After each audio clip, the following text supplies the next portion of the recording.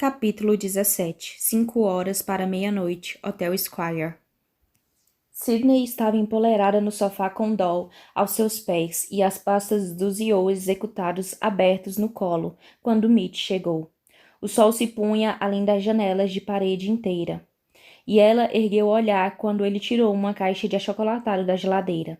Mitch parecia cansado ao repousar os cotovelos. Estavam sujos com algo branco que parecia giz, na bancada de granito preto. — Você está bem? Perguntou ela. — Cadê Victor?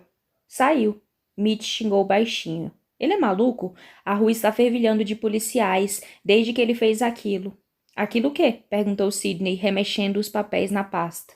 Matar o policial ou atender a ligação de Eli? Mitch deu um sorriso sombrio. As duas coisas. Sydney baixou os olhos para o rosto de uma mulher morta no seu colo.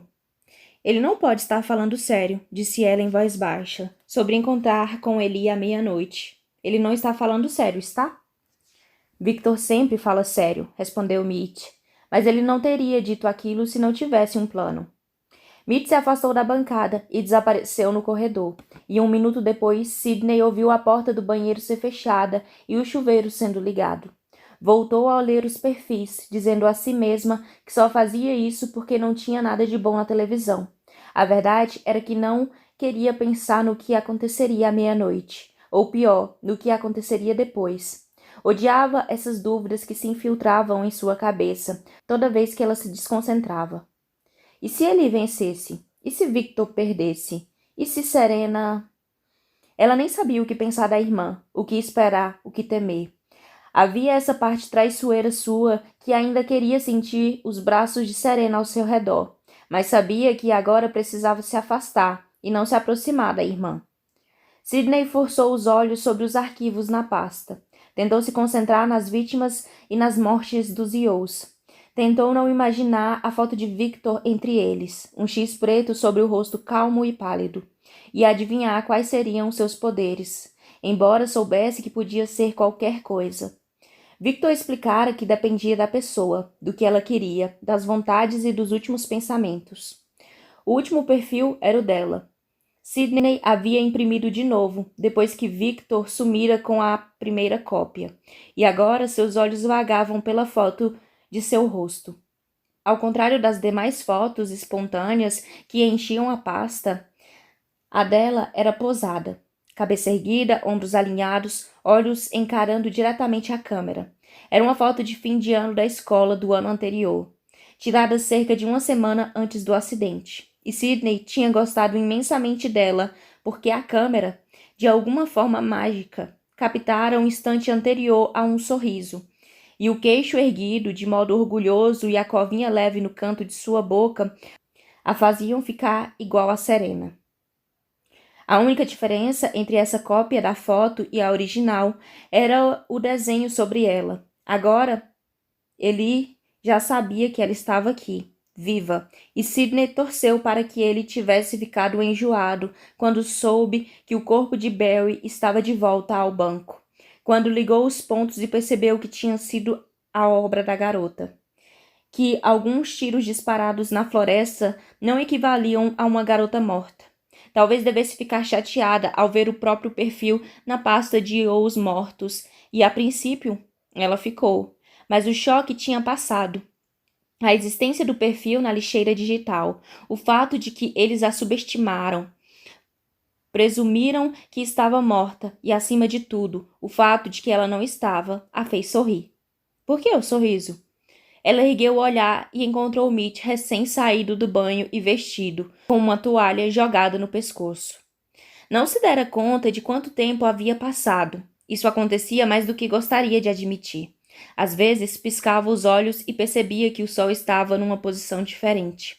O programa na TV tinha acabado ou alguém estava terminando uma conversa da qual o começo ela nem ouvira.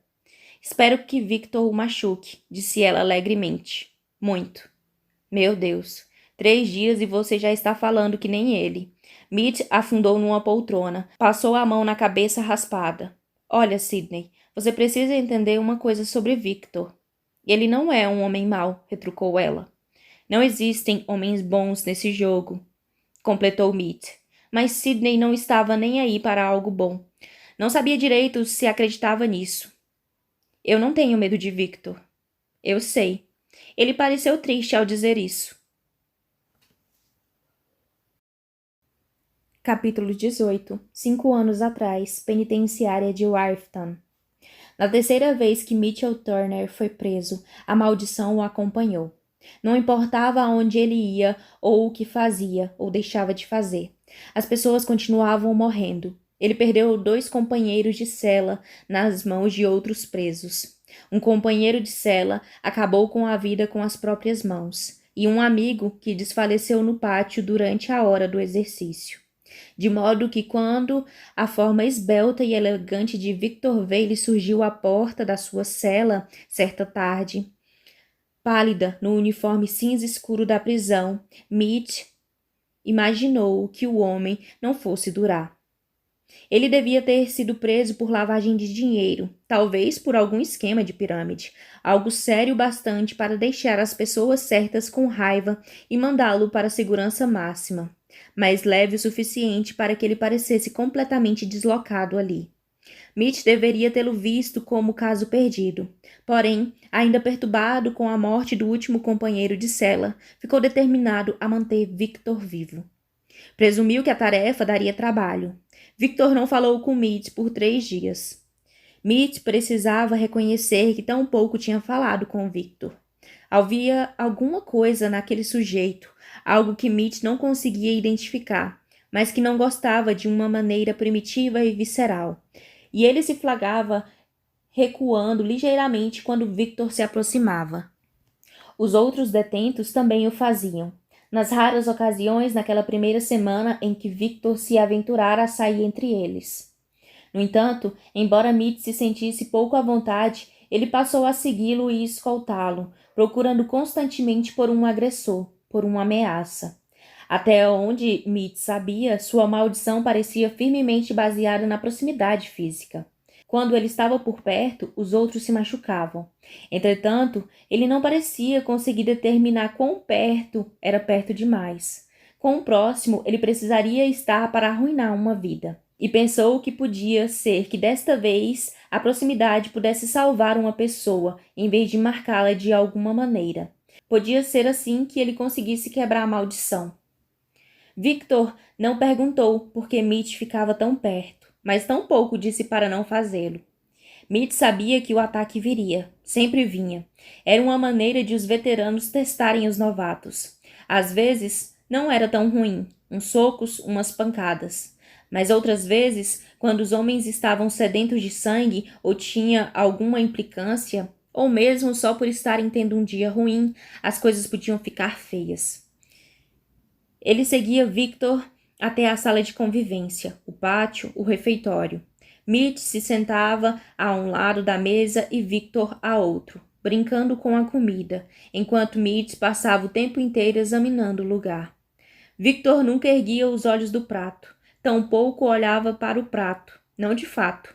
Seus olhos tinham uma intensidade sem alvo certo, como se estivessem em outro lugar, indiferente à jaula ao seu redor ou aos monstros ali dentro, tal qual um predador.